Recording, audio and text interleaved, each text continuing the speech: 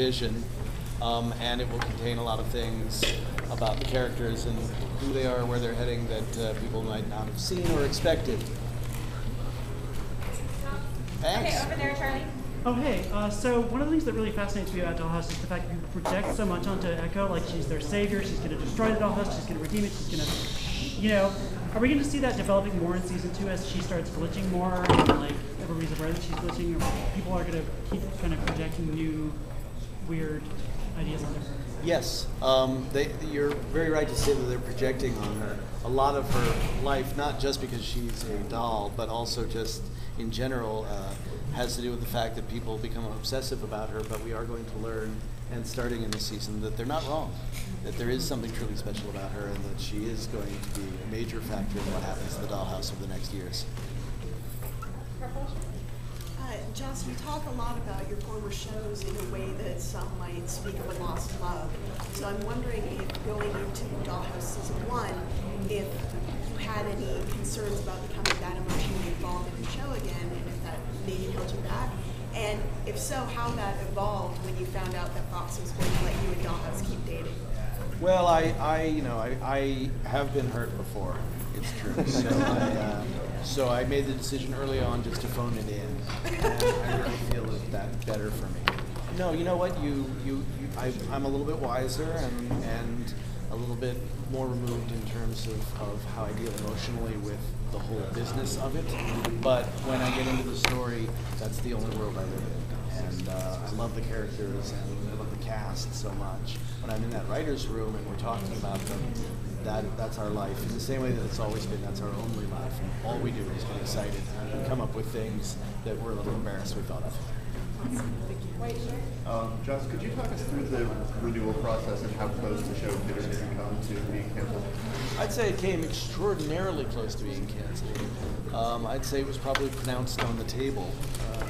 Then we went, no, and the camera pulled back, and it went, and there was a starting moment, the music came up, and we all cried. It was very, it came down to some very simple numbers that people worked in a very complicated fashion to fudge, and ultimately, the fact that we were DVR, the fact that my shows have never gone that big, but they've gone, they're marathon runners, they're not sprinters, and the fact that the studio, this is the studio where I did those shows, even when they weren't on the network, they know that, so they fought hard to make it as easy for the network as possible, and so it was really basically the hardcore fan base. That's why I said the people who were here that took the scale, and that scale was tippy. Eliza, can you tell us more about your involvement as a producer in the creative process of the show? Well, when Joss and when I asked Joss to come to lunch and pulled my little,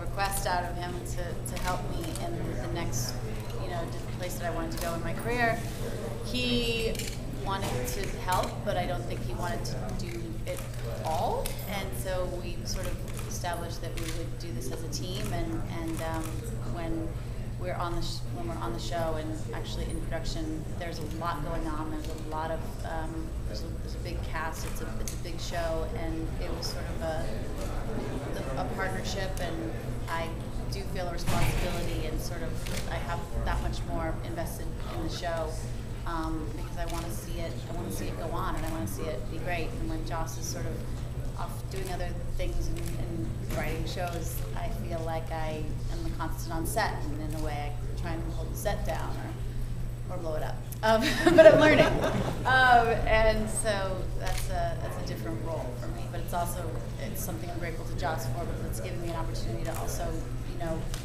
produce other things. And I've been in the business now for a long time, and that's a great door to have. Just what would you say, where would you say Dollhouse stands in all your different shows? I mean, what is its roles and how, if you take Buffy, if you take the other shows, where does it stand? What do you want to say with this show compared to the other?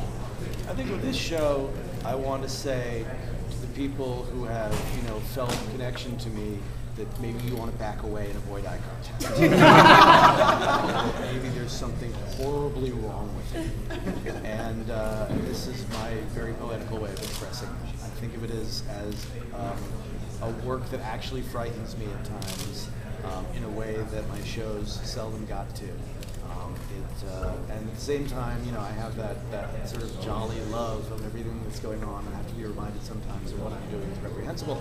So I think it's a mature work in the sense of that I grew up and went insane. So the first season was all about discovering the mystery of the dollhouse, finding it, that one character's obsession with finding the dollhouse, and in the last episode he changed that he found it and everything sort of closed. How will the second season change a little bit the tone? I think ultimately it's, you know, we had always intended for Paul to find the dollhouse and for his interaction to change, because we didn't want him to be like the reporter in the home, showing up too late every episode. And now we're going to, you know, they've been working on him from the outside with November, and now his obsession, I mean his alliance with Echo is going to be really tested, because he's going to be in there with her, partially to protect her, but also to find out what's really going on. But you can't, you can gaze into the abyss, or you can actually live in it. It's going to affect you. And so we're going to see, as she is starting to grow, we're going to see everybody else really starting to come apart a little bit.